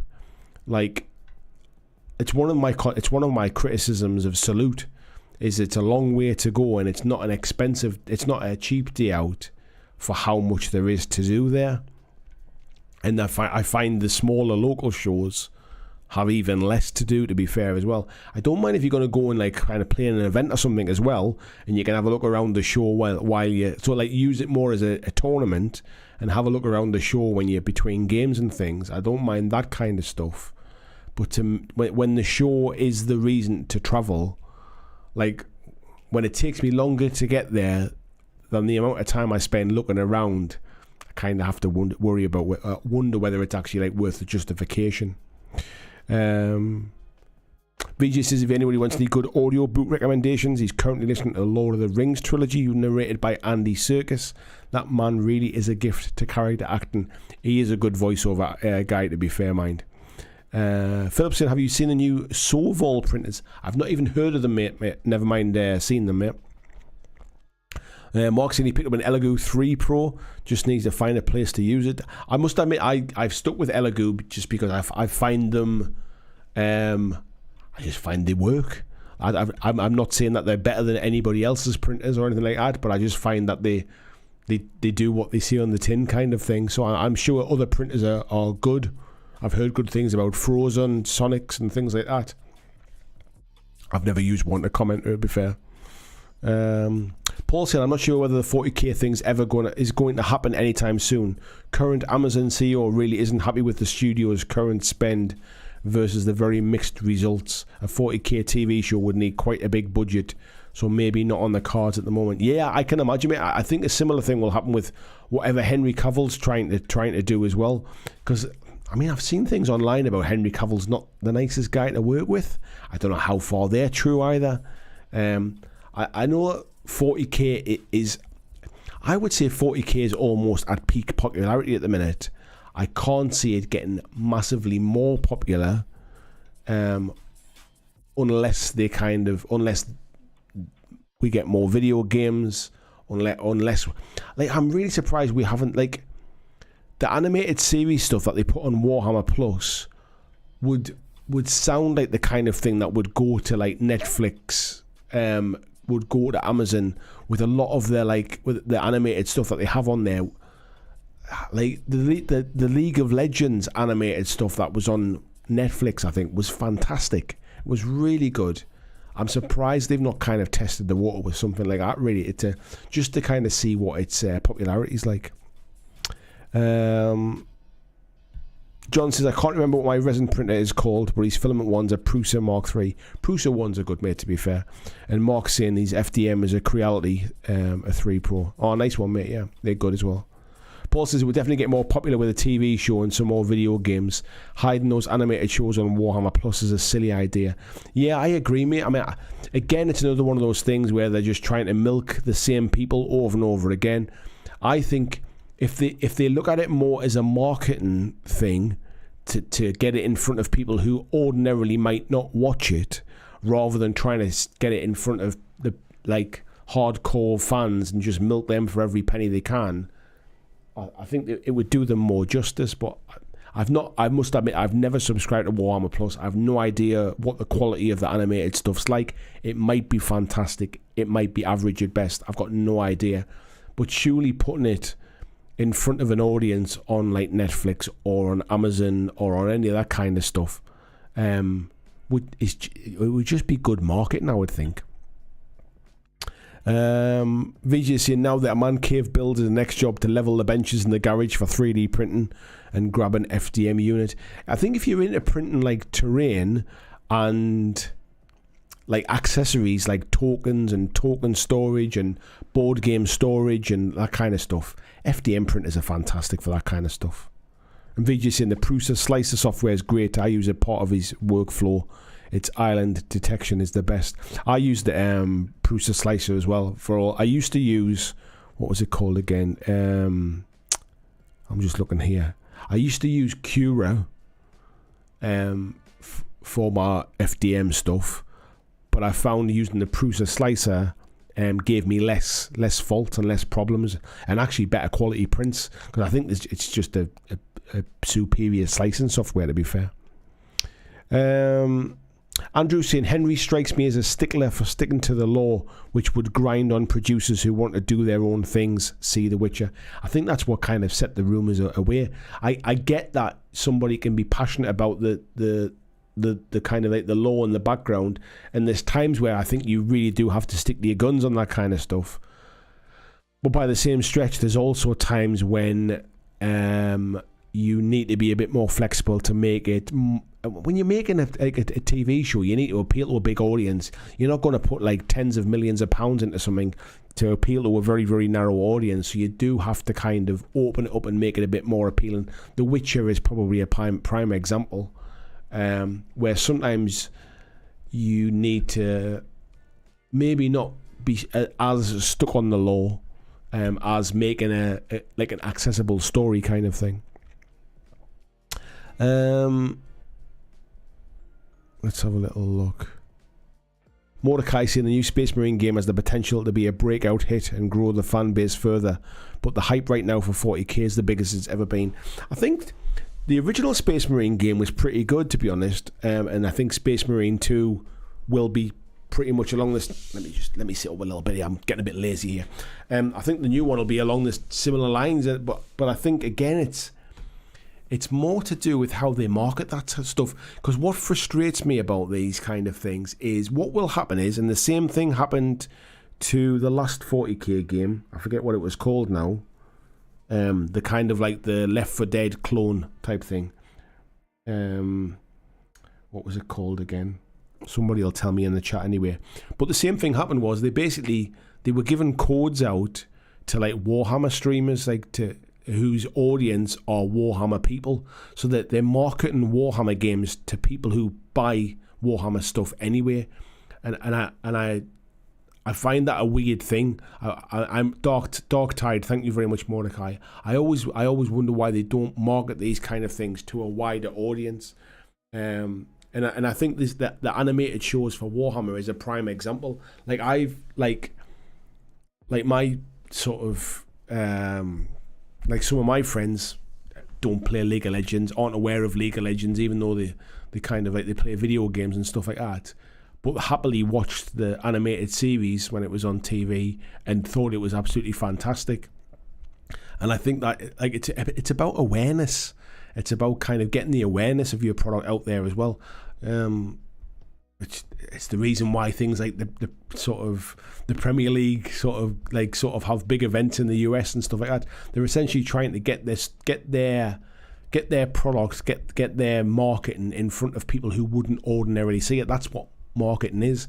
If you're just marketing to the people that buy your stuff anyway, it's kind of a bit of a waste. It's one of those things that it always baffles me why Warhammer sends, like, why Games Workshop sends so much product out to Warhammer YouTubers to put it in front of people who already know about that product and would already buy that product anyway. Paul saying, I wonder if GW are still stuck in that we don't do advertising mindset. Nearly all the greatest toys from the 80s were popular because they had a cartoon to go with them. 100%, mate, I agree with that. Ed saying Interrogator was great. The Blood Angels one was good. Most of the rest is decidedly average. That's a shame, mate. That's a shame. Viju saying, yeah, his board game collection so big and FDM printer for accessories is a no-brainer. Excellent, mate. And Mark saying, yeah, I have Warhammer Plus and it's average at best. That's a shame. It had potential. I mean, like I say, I don't necessarily agree with Warhammer Plus as a platform for the stuff that's on there, especially now they're starting to put some of the list building stuff behind that paywall as well. When it comes to things like list builders and rules and stuff like that, like, I'm a big fan of things like Malifaux by Weird Games, where they basically put the rules out for free, they give you the app for free, they give you the list builder for free, they give you the stats for free, and they hope that basically the quality of their miniatures and their lore and their background is enough to kind of to pull you in, to spend money and support them. Infinity do a very similar thing as well, and I kind of applaud that approach. Look at the way League of Legends is a free-to-play game, Fortnite's a free-to-play game. Like they get you into the game and then get you spending it other ways, and I think Games Workshop have a big enough like brand on their hands that they could do the same thing. They could bring you in with free rules. They could bring you in with free stats. 99.9% of people are not going to go and buy like sort of they're not going to go out and buy like sort of like 3D printed files and play Warhammer because the rules are free. Those people already buy 3D printed files now. Like just trying to make things accessible or as easy to get into as possible. Yeah, it seems to be a bit of a no-brainer, really.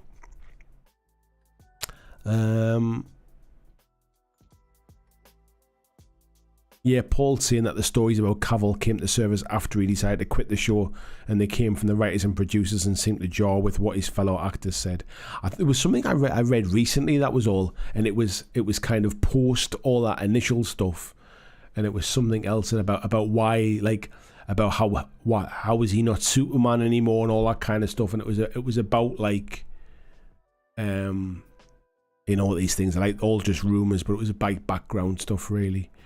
Mark saying, yeah, he uses Cura, so I have to look into Prusa. It's worth giving it a try, mate. You got no harm in trying.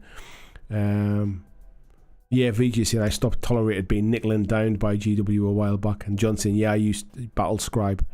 I saw something recently about how they're putting the all of their app stuff behind the Warhammer Plus wall kind of thing, which I think is a bad idea personally. VJ says, especially after I bought hardcovers for AOS 2.0 and 40k 8th and didn't get a game of either before the rules changed. And Ed saying, yeah, 40k does have free rules and stats now, but only the core stuff. Yeah, but I think, aren't they putting all of the combat patrol stats? Although there's something I've seen recently, and I didn't pay enough attention to it because it was when I got back off holiday. But I'm sure there's something for combat patrol that is now going behind the kind of paywall. And if combat patrol is a thing that's trying to bring in new players, it seems counterintuitive. Yeah, I mean, I know they have free rules and stuff, but from what I understand and from what I've read online, and this is purely second-hand information because I've never tried to get into it myself. From what I understand is there's enough to kind of like to tease you about the game, but as soon as you start trying to play it properly, not everything's free anymore. Basically, like it's not like the rules are completely free, if you like. Is my understanding. I could be wrong on that, but there was some article I was reading the other day, and they were saying about what books you needed and all these kind of bits and pieces and stuff, and about how it's like even if you buy the starter sets now, even the starter sets don't have everything in that you need to get started, kind of thing. Mordecai said, I've seen a few content creators unassociated with 40k playing the Doom clone Space Marine game, so Space Marine 2 might reach even more people, hopefully. Yeah, I think the company that made that gave quite a few codes out for that, and there was quite a few people probably playing it. Vijay saying, yeah, I downloaded all the free 10th rules. If I do end up playing some combat patrol, it'll only be those rules. Yeah. And Ed says, I definitely heard that the problem was the writers and producers were the issue, not Henry Cavill. I think it was something to do, from what I read, and again it's all hearsay and stuff, I think essentially there was some crossed wires. he wanted to really stick to the books and the kind of like the lore in the background, if you like, and they wanted to be a bit more open-ended with the storylines, shall we say? But I guess it's a different people with different ideas. I'm sure that happens in every single TV show and film that's ever been made. Mordecai's saying, yeah, the free Warcry rules don't come with enough to play past a couple of test games, really, yeah. And Ed's saying, yeah, I'm not a 40k player, so I don't know the details, to be fair. Me either, mate. It's just something I read, and it was an article where basically it was basically stating what you needed to be able to play a new 10th edition, and it was showing how much of it is still like kind of behind, like tucked away in files that you've got to download, or is behind kind of Warhammer Plus paywalls now and all that kind of stuff. Again, I kind of read it, but I don't know the details.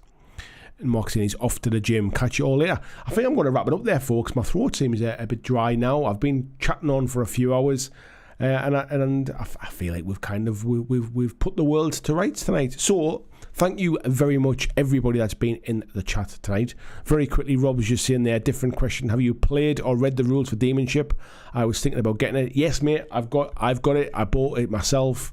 I've printed off the bits and pieces for it. I've played it a few times. It's a nice little fun game, mate. It's not going to set the world alight in terms of, like, it's not competitive. It's a solo game or a co-op game.